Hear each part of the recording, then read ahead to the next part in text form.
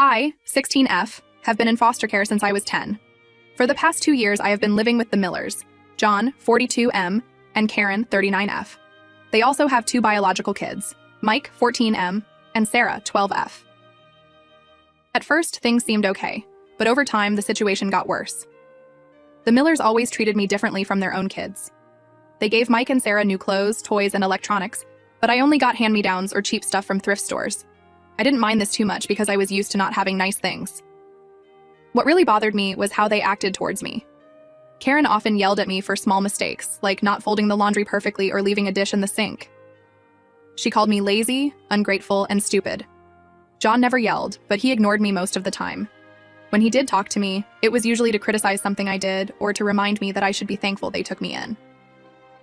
Mike and Sarah picked up on their parents' behavior and started treating me badly too. They made fun of my clothes, excluded me from family activities, and blamed me for things they did wrong. Once, Mike broke a vase while playing ball in the house, but he told his parents I did it. I got grounded for 2 weeks and had to do extra chores as punishment. School was my only escape. I did well in my classes and had a few good friends. My teachers seemed to like me, and I felt normal there. But coming home was always hard. I feared walking through the door, never knowing what I'd be yelled at for that day. The worst part was during meals. The Millers often had nice family dinners with good food, but I wasn't allowed to eat with them. Karen would make me a separate meal, usually something cheap and basic like plain pasta or a sandwich. I had to eat alone in the kitchen while they enjoyed their meal in the dining room. They said it was because I was ungrateful for the food they provided, but I never complained about the meals. I tried really hard to please them. I did all my chores without being asked, got good grades, and never talked back. But nothing seemed to make them happy. Karen would find something to criticize no matter what I did. John would just sigh and shake his head, like I was a huge disappointment. There were some really bad incidents too. Once, I got sick at school and threw up. The nurse called Karen to pick me up, but she refused. She said I was probably faking it to get attention. I had to sit in the nurse's office all day with a fever until John finally came to get me after work. When we got home, Karen yelled at me for disturbing everyone. Another time, Sarah stole money from Karen's purse. When Karen noticed the missing cash, she immediately accused me. I told her I didn't do it, but she didn't believe me. She searched my room and went through all my things. She didn't find the money, but she found a journal where I had written about how unhappy I was living with them. This made her even angrier. She ripped up my journal and grounded me for a month. I later overheard Sarah confessing to Mike that she took the money, but she never told her parents the truth. Despite all this, I never told anyone what was happening. My social worker visited every few months, but I always said everything was fine. I was afraid of what would happen if I complained. I didn't want to be moved to another foster home and have to start over again, and part of me hoped that if I was good enough for long enough, the Millers would eventually accept me. I did try to hint at the problems once. During a visit with my social worker, I mentioned that I often ate dinner alone in the kitchen. She asked if that bothered me, and I shrugged and said it was okay. She didn't push the issue. After she left, Karen cornered me and warned me not to say anything negative about them again. She said if I caused trouble, they'd send me away and make sure I ended up somewhere much worse. This threat scared me into staying quiet. I knew the foster care system could be really bad, and I was afraid of ending up in a worse situation. At least with the Millers, I had a roof over my head, food to eat, and could go to a good school. I told myself it wasn't that bad, and I could handle it until I turned 18 and aged out of the system. But recently, something happened that made me question everything. My English teacher, Ms. Thompson, assigned a personal essay about our lives. I wrote about my experiences in foster care, including some of the things the Millers did. I changed the names and some details, but it was basically true. My teacher was really concerned after reading it. She asked me if I was okay and if I needed help. I panicked and told her it was just a story I made up. I don't think she believed me, but she didn't push it. Now I'm worried my teacher might report something to child services. Part of me hopes she does because I'm so tired of living like this, but I'm also terrified of what might happen. What if they investigate and decide it's not bad enough to remove me? The Millers would be furious and things would get even worse. Or what if they do remove me, but I end up somewhere even more terrible?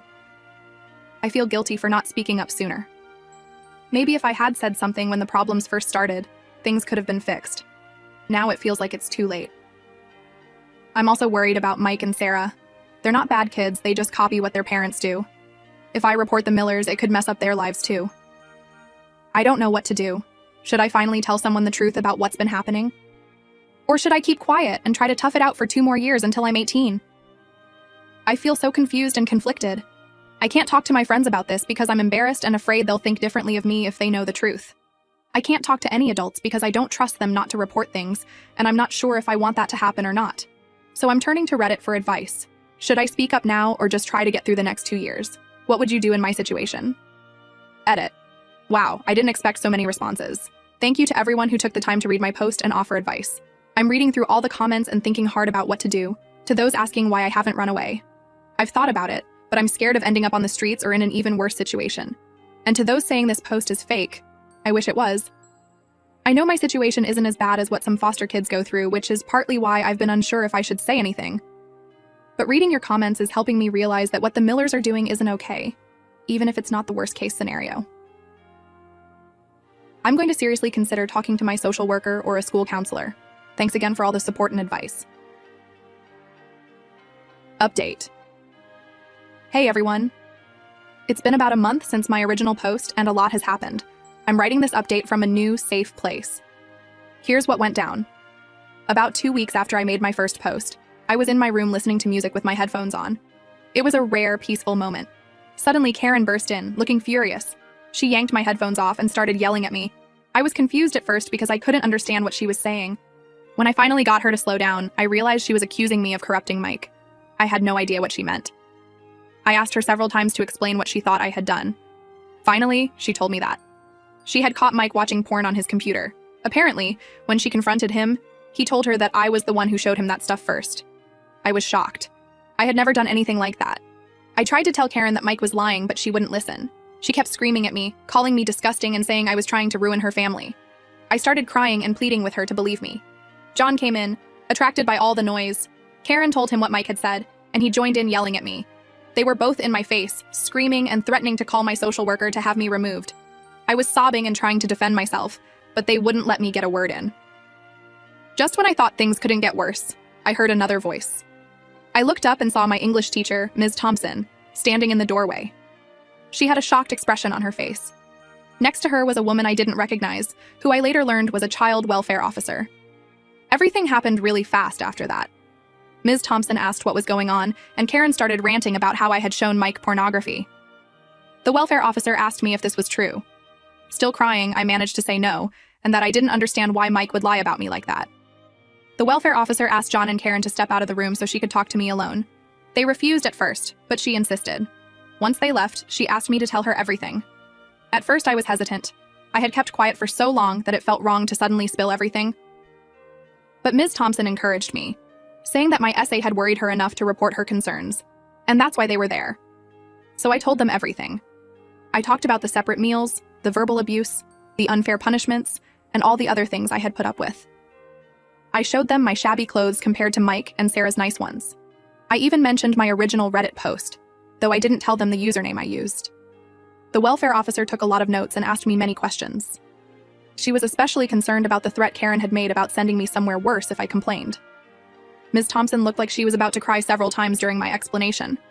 After I finished talking, the welfare officer told me to pack a bag with my essential belongings. She said I wouldn't be staying with the Millers anymore.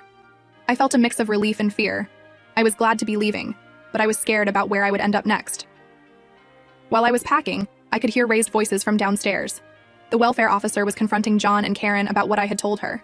They were denying everything and saying I was a liar who was ungrateful for everything they had done for me. When I came downstairs with my bag, Mike and Sarah were there too.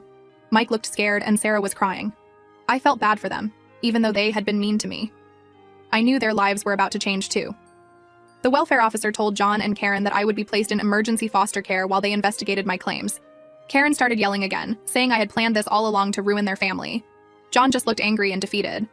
As we were about to leave, Mike suddenly blurted out that he had lied about me showing him porn.